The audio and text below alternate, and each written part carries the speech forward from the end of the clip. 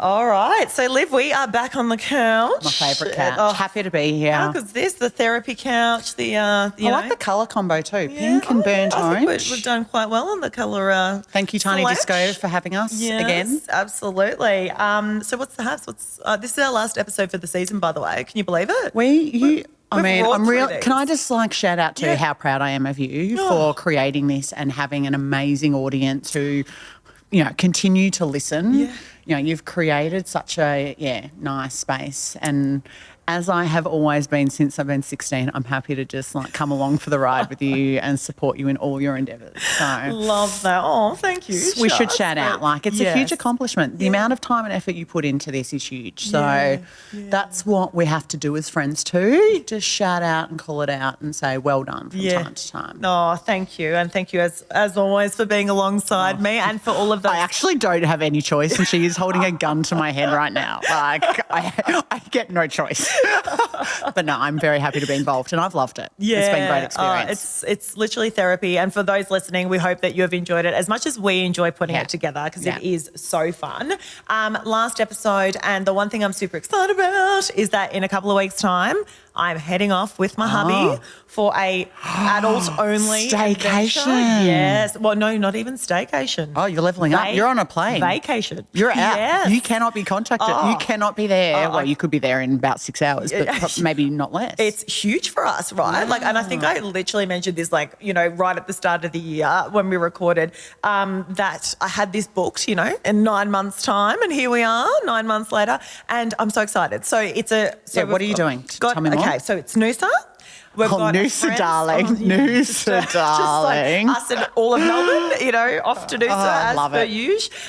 Yes, so we've got a 40th birthday of a really close girlfriend of mine, and we actually had already planned Noosa with the fam for 2 weeks later. And then we tried to change it all, and we're going to bring the kids to the 40th birthday, and I'm like, this is too hard. Yeah. So we're fortunate that obviously Jules travels a lot with work. Well, that's not the fortunate bit at all, actually. As we well know on this pod. But so the fortunate bit are the credits that you get. What are they? The points, they call them. The points, So we're able to, get a flight. We'll be doing Noosa, back-to-back kind of thing. But being able to use our points to go together. What, more than one night? Obviously going for more than one night, 2 or 3 nights? 2 nights. Yeah. It's the first one for the 40th. That's the child-free one. Cannot bloody wait. And we've got our little pad that, it's a place that you would never stay in with kids. Beautiful, lovely, chic. The one with the kiddos is a little bit more I think there's going to be a lot of dirty martinis on this trip. Cannot wait. Do you think you're going to miss your babies? I think I'll be happy to come home to them. I usually always am, but I feel like when I'm in it, when I'm there, I'm going to be in the moment, woohoo, on a plane, just pulling out my Kindle, looking at everyone else with babies and being like, feel you. That was actually me on a recent flight. Yeah. I don't think I was with I think it was just a business flight, but there was a young family who had a little toddler who was losing it. And I was like, I just want to give that parent that knowing look of it's okay. Yes. And I think at one point I even offered to look after the child. What am I doing? I should enjoy this final peace and quiet where it's not my child. Yeah. But we all, once you become a parent and you're on a plane, without your children, Yes. you really feel for other parents, which I don't understand. Why? Remember that flight you were talking about when you went to Europe and the guy cracked it at me. I just feel like you were a kid once too, mate. You might not have flown on a plane, but you're a kid that used to bang and scream too. So just be kind. Can we all just be kind? Oh, please? it's so interesting, isn't it? And today's topic is judgy. He was the king. Okay, so I feel like we need to love replay. judgy. This is good. Let's replay that judgy story for those who didn't hear. So I'm on a flight to Europe. We'd been waiting at Melbourne Airport. We're 5 hours delayed. We haven't even gotten, started the journey yet. My kids, it's 1 o'clock in the morning. The kids, at one point, Noah turns to me and goes, are we there yet? I'm like, no, sweetheart, we've got about 26 hours ahead of us. Buckle on in. And so we get on the plane, or got all our stuff and got the yo-yo on my arm, you know, the pram, and I'm off we go, kiddos, and we've got the middle row. And the thing is, we had booked 3 seats, and for some reason, the 4th seat was not going to be the middle row. It was going to be the one next to it, where there's the 2. Yeah. And so old mate, I'm like, that's fine. No one's going to want to sit next to kids. Old mate who's sitting on the end can swap with the other seat that we have, which is further away. More than happy he wins from this, right? I don't want to go to Europe and sit next to a 3-year-old. God, give me the seat over there. Happy day. So I'm there. We all sit down, you know, it's all kerfuffle and everyone's, kiddos are excited and it's all tight, you know. And then this man, who's probably, I'd say, in his 50s, sits down on the end seat, and I go, tap, tap, excuse me, we've actually got the seat just over there. Would you be happy enough to move next and sit next to the adult during that journey, not the 3-year-old who's going to be pestering you the whole time? And he looks at me and goes, God, I need a minute, because he's pissed off that the flight's 5 hours delayed. I'm like, you're pissed off? I've got 2 kids here. Imagine how I'm feeling. Yeah. And he's like, this always bloody happens to me. Always next to the bloody kids. And I'm like, excuse me, yeah, what I'm telling you is, yes, you are right next to the kids now. That is your designated seat. But I've got another option. You can go sit over there. You can upgrade. I'm offering you an upgrade. And he's like not hearing me. He's like, bloody, I need a minute. And I'm like, okay, I'll give you a minute. And the kids are jumping up and down on the, and he's like, you know, and then eventually he's like, you know what? Okay. I will do you a favour. I will do you a favour and take the better seat. And I was like, is this guy actually serious? Let it go. Like, you have moments in life like that where you're like, I could just go you on right now. But is it worth it? It is, especially when you've got a 19-hour flight, probably that first leg ahead of you. Because you never know, he might try and get your little plain pillow and start whacking you with it. Literally. And do you know what was hilarious? When we hopped off, as we were leaving, we finally made our destination. We were at Abu Dhabi or whatever it was, and off we go, getting off the plane, and he turns to me and is like, I just want to let you know, you did really well with your kids during that flight. Thanks, mate. Glad you feel bad. Actually, I'm like, all right, off glad you you've go. Reflected. You're showing some self-growth. Actually, are you kidding? So anyway, how's that for judgy judge? Okay. And not even trying to hide it. Yeah. Tell me about a judgy experience. Well, I just feel like starting place. Yes. I think, can we just all own right now that we are judgy? Even if we don't want to be, I just think it's like a human trait that you can't. If someone does something, whether it's parent related or not, you can't help but form judgment. Yeah. We are humans. That's what we do. We make judgments the minute we meet somebody about what we think we know about them, or how smart they are, or how beautiful they are, or whatever it might be. Yes. We make judgments. There's some stat that it's tens of thousands, even millions of judgments a day. So that's my starting place. Okay, I like it. No one sit on your throne and be like, I'm just the nicest human on the planet. And I don't judge anyone. You're not. You're not, mate. You're not.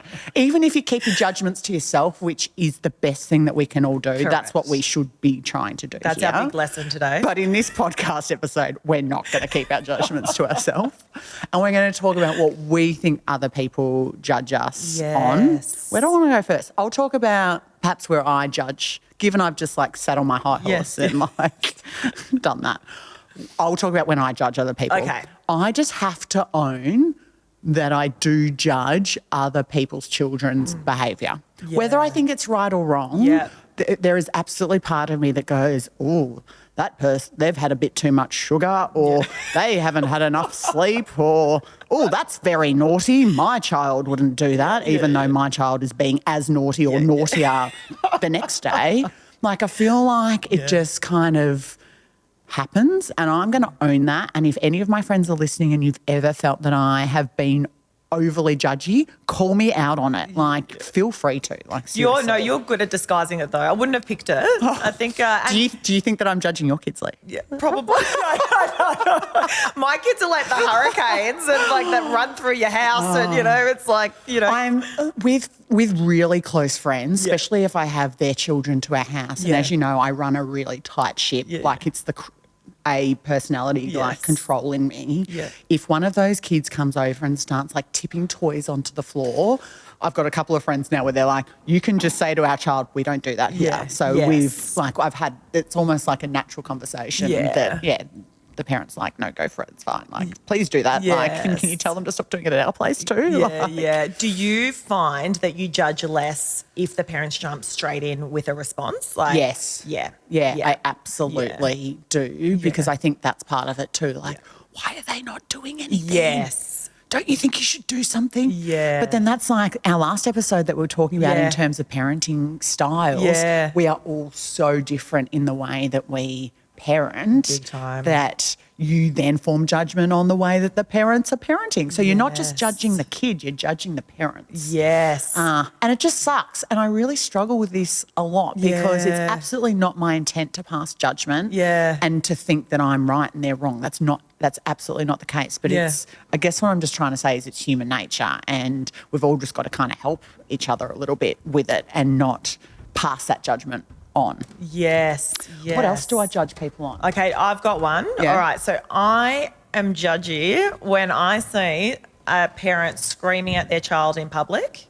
So I have this thing, and I know, I've been there, and if we weren't in public, I would probably be in the same kind of eruption kind of thing. Yeah.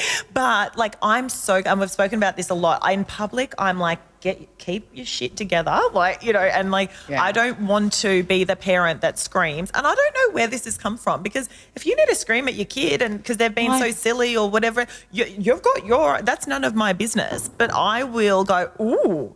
Here we go. Wow, geez, and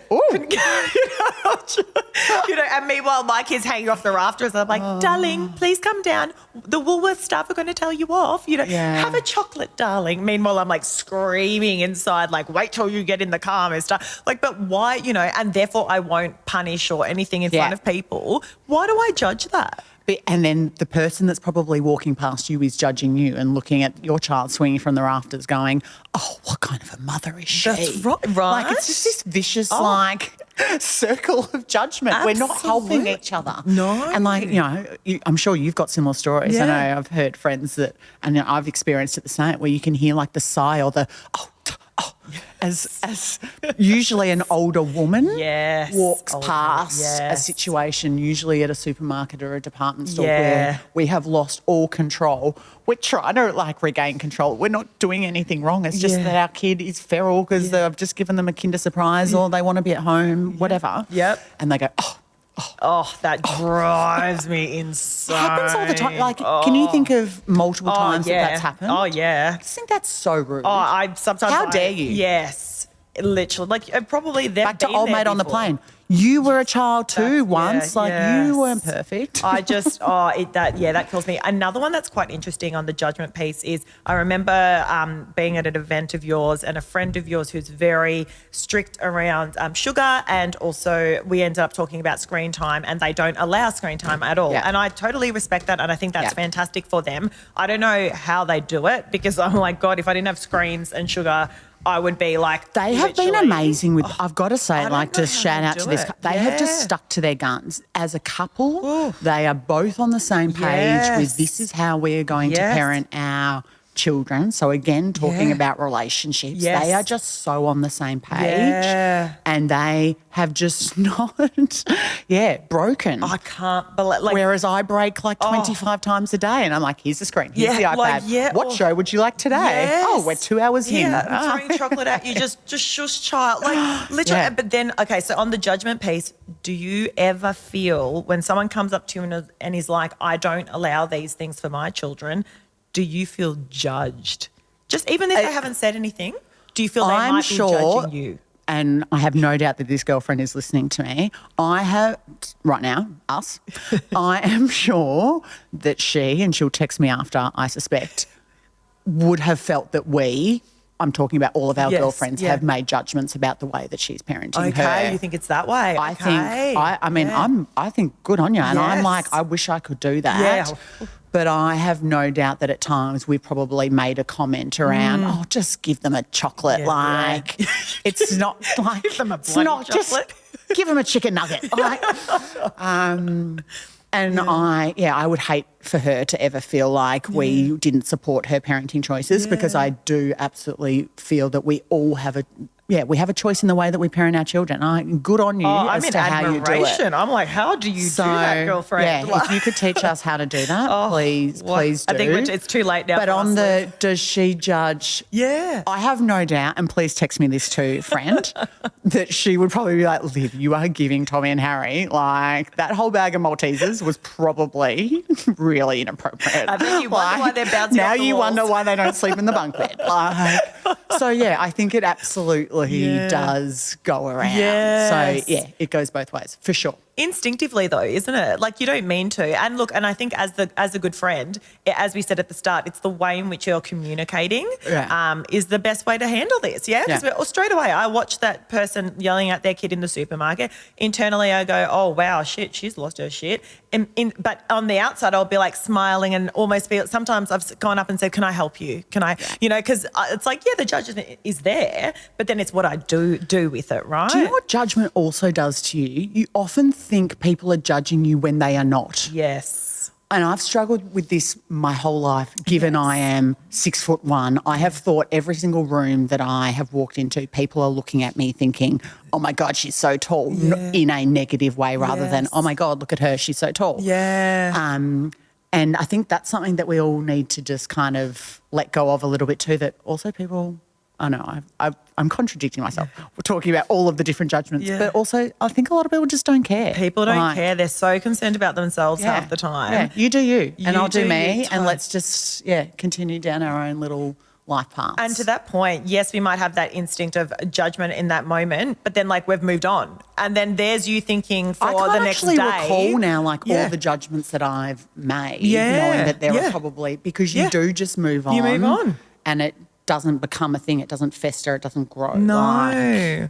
One thing that I'm very aware of, and I notice myself try to overcompensate with explanation around, is screen time. And it's not necessarily... Every audience member has heard you do that on this podcast. Right? So for example, we were at a friend's house just recently. They don't have children. And I knew that the boys at some point, our boys, 4 and 2-year-old, would drive us nuts, and they will need to sit down and watch screens. That's the way I can sort of handle it. It was an evening thing. Okay. So I brought the iPads with me, and I originally purchased them for our trip for Europe, and so off, and they come off the shelf every now and then. Brought the iPads. Kids were running around. Am I already overcompensating with my explanation? I'm like, and we don't bring them out too much. It's just like every now and then. We only bought them for Europe, and but then they came out a little bit more. But sometimes we put them away in the cupboard. Is that okay? It's like, don't judge me. So and so there we are. And the kids at some point had the iPads on with the earphones in, and we're all like, oh, this is delightful. Everything's quiet all of a sudden. And my friends are so lovely, and they wouldn't care. But I was like, and I started saying, and we don't take them out that much, and it's only in circumstances and like it's only this. reading it. It's like it's all completely educational. Or Bluey. It's Bluey in Greek. That's how we're teaching them Greek. Everything they watch is in Greek. Don't worry.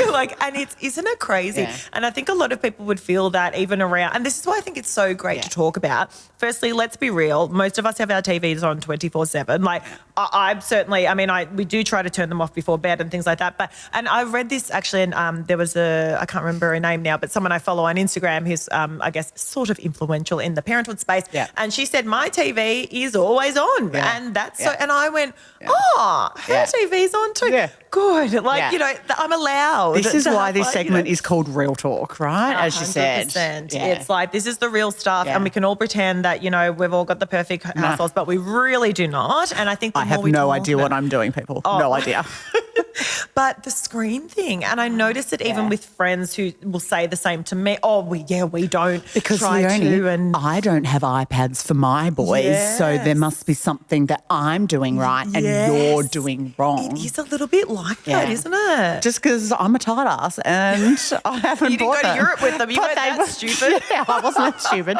But my TV, their screen time would probably be more than your kids. It's just that it's on a TV. Yes. Sometimes in the TV in mum and dad's bed, or the TV TV in the lounge room. Yes. It is on TV for dinner, TV for breakfast, TV all the time. Yes, TV when you're trying to get them out the door. But, and so, all these things we just kind of think, oh, is it just us and all quietly? And when we're around people, it's, oh, no, but it doesn't, and I think we need to cut that. Like, who cares? And I'm saying this to myself now. The thing that I want to cut, and I've spoken about this a little bit on the podcast before, is the judgment I feel around my professional obligations, working full time, super committed to my career.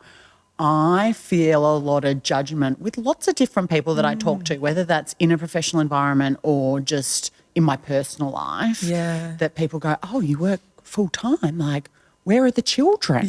They're at daycare. They love daycare. Not all the time. Oh, but your children need you. My children have me. Like, I feel that there is still a long way to go in that space, that the decision that I have made and you have made, I mean, you probably work more than full time. Is there a thing? 24/7? I think that's what you do.